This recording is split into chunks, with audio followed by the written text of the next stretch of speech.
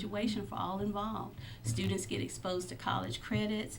I heard students talking all the time about, wow, it's a great opportunity because it really teaches them how to perform in a college classroom, sort of like a practice before the full run. So it's an awesome opportunity for our students. If you had to sum it all up in just a few words, what is the overall goal of haiku in this learning? Man, what would you say the overall goal is going to be? It's absolutely student engagement and student achievement. Okay.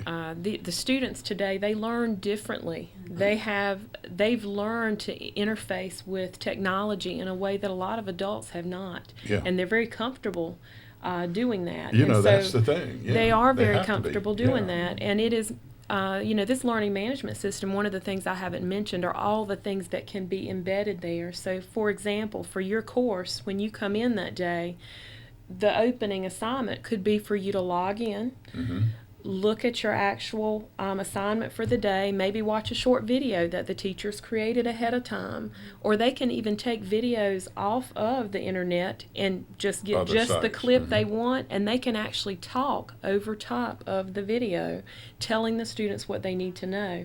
I mean, that can, take the place of a 5-minute something else they could have done that maybe wouldn't be that engaging. And I'm sure you've heard of flipped classrooms, maybe, a flipped classroom where students can do some of this, watch some of this instruction ahead of time, and then come into class and just have that time with the teacher to practice, rather than what we do sometimes, which is the students have to sit in class, listen to everything, and then go home and do the work when they don't necessarily have the help.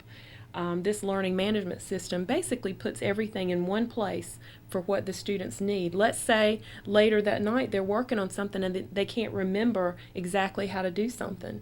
They can look back onto what they did in class in that learning management system, rewatch maybe that video again, see what it is that they may have missed. I have a son too. I have to be careful not to embarrass him just in case he hears about this, but he's a junior in high school. And I just think what a benefit it would be if, you can't really lose that paper. You can't really forget that assignment, because it's all you have to do is look in your class online, and it's right there for you. You can't lose it. You can't forget it. Dog can't eat it. So I'm really excited. I like that, Judy. So it's about. I may have used that once. Well, now it's that I emailed it. I don't know what happened to it. Yeah. But again, but it's to improve that engagement and increase that achievement. Because it gives students multiple ways to go back and review and get that information. They can't really be lost. Now the instructors have been learning. Now when the students go back to school, they'll start learning then, or do they have a little head start on it already? Or we at the high school, we did. In the spring, did some piloting of it. We introduced it to students, to teachers. We let teachers know this is something you can use, and they were able to use it all spring as much as they were comfortable with. Right. I know some teachers did. I know others did not yet. But with the understanding that at the beginning of this school year, it is an expectation that all teachers, all classes at the high school at least, go ahead and use the learning management system. And we've got, some amazing courses teachers have worked on all summer long to really build in. So absolutely, it should be something that students will see the first week of school, definitely the second week of school. It may take a little bit of time to kind of get the technology, the laptops assigned to the students and things like that. this is exciting. It is. It is. And I haven't even seen one of the systems or the tools that you work with, but it sounds exciting. What a way to learn! It is. And it's simple. It's simple in that, and just to kind of, students have been using email. They've had Person County Schools email accounts now for several years, and they're used to turning in work. the haiku is actually connected to that. They don't have to go to it. They log into their email. Right from their email, they can get to the haiku page. So it's not another program. It's not another login. It's the same Person County Schools account that they've always had. Now they just have access to haiku in it. But it's very simple, and a lot of teachers have commented that it's a very easy to use. Now, I don't predict our students will have any trouble with it. That's just how they, they're used to that kind of technology. We're brought up this way now. They know how to click. They know how to click. Exactly. My grandson is about 8 years old, and it amazes me is what he can already do with so many different pieces of electronics that he's way beyond me already. He teaches me, 8 years old. Well, any final points you'd like to get? Well, let's start with Judy. Anything you'd like to say before school gets going? Or you may see this interview even after school is going, but give you some free time here. Well, if there are any parents or students or anyone wanting to know more about career and technical education in Person County Schools, you're more than welcome to contact me at Central Services. All right. In addition to me, we have a career development coordinator located at Person High that works with our middle and high school, and that's Miss Sally Humphreys. Yeah. Our counselors in the guidance office are available to answer any questions, and of course, our CTE staff, it's the best in the county. And so you can call any of them, and they will be glad to show you and share what they do in their curriculums across the various programs and exciting things that they're doing with students. And we're so proud of them. Our CTO organizations, our career technical student organizations, we have 5 organizations as well as a National Technical Honor Society. And so you have students that are there that carry leadership roles that can answer questions for other students and talk about career technical education. So there's a wide range of folks to contact. So please let us know if you have any questions. It's wide open. It's wide open. Any comments you'd like to throw in case I've left off something here? You gave me some really good notes. Well, you're welcome. Well, I do want to piggyback off of what Judy just said about CTE. CTE has changed, and I think that's something that parents in the community have to understand. I think there was a time when maybe you would think, okay, you have your top students, and then you have students who may want to take CTE. CTE now is highly rigorous.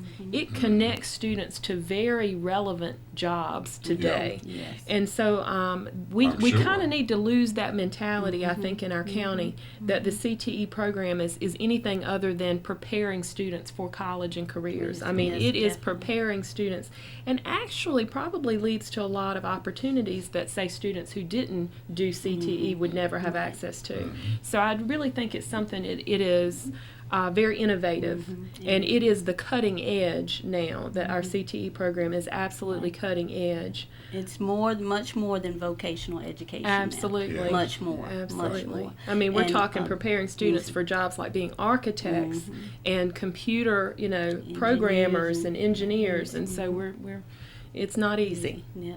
And it is an awesome program for all of our students to get involved with. And as you see, if they're involved with it, they do well, and they not only excel in the CTE area, but it takes it over, into their other academic courses. So we getting a well-rounded student who's able to go out here, and industry recognizes, because, CTE is funded by, federal money by the Carl Perkins Act of 2006, and we're still hanging in there. With so many programs being cut all the time, CTE does get a little bit of cut, but we're still hanging in there, and we're still able to provide some awesome opportunities for our students. A big component that we haven't mentioned today is our work-based learning component. So it gives the students some practical experience in those areas, job shadowing, so they get an opportunity to really see if this is something I really want to do when I leave high school. We should really thank the Golden Leaf Foundation. We should, and that was an additional piece I was going to say. Yeah, we're very fortunate to have a foundation like that supports anything innovative that schools are willing to, schools and communities, businesses are willing to take on. I would also like to mention that if anyone does have questions about our haiku learning management system, they can contact me, but we are fortunate because of the Golden Leaf foundation to be able to afford an instructional technology facilitator at the high school, Sharana Johnson.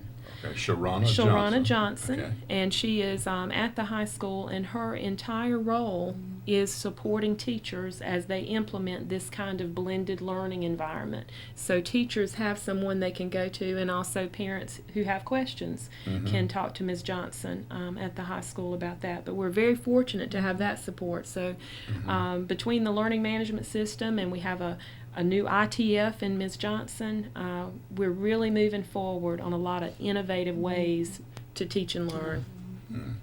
I would agree. Fascinating. I want to go back to school. You got me.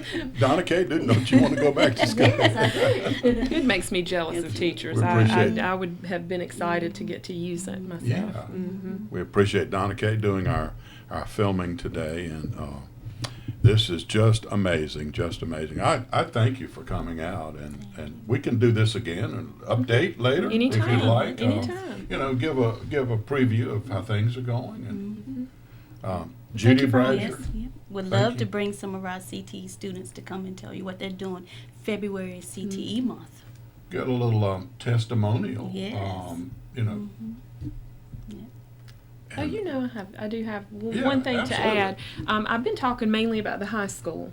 Okay. But you should be aware we did also purchase the Haiku learning management system for both middle schools as well. Oh, nice. So Yeah.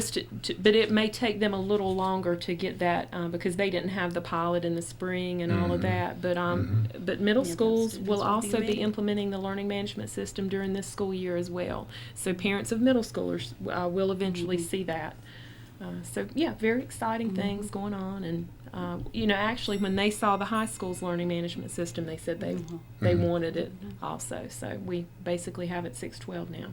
Well, this is this is something that parents and student and teachers are going to learn to love. I think they'll enjoy it. Yeah. Yep. Wendy Staskiewicz from Person County Schools Central Services, and Judy Bradsher, special guests today. And we do want you to come back again. We'll go over it again, and maybe in a couple of months or so. Sure. Okay. See how things are going. Thank you both so much. Thank you for having Thank us. you. Okay. All right, Person County and Roxborough and surrounding area. We hope you've enjoyed this time together, and we'll look forward to our next visit right here. We might even have to come up with a title for it or something. Enjoyed it very much. Enjoyed Thank it. you. Thank Enjoyed you. talking to you. Thank you.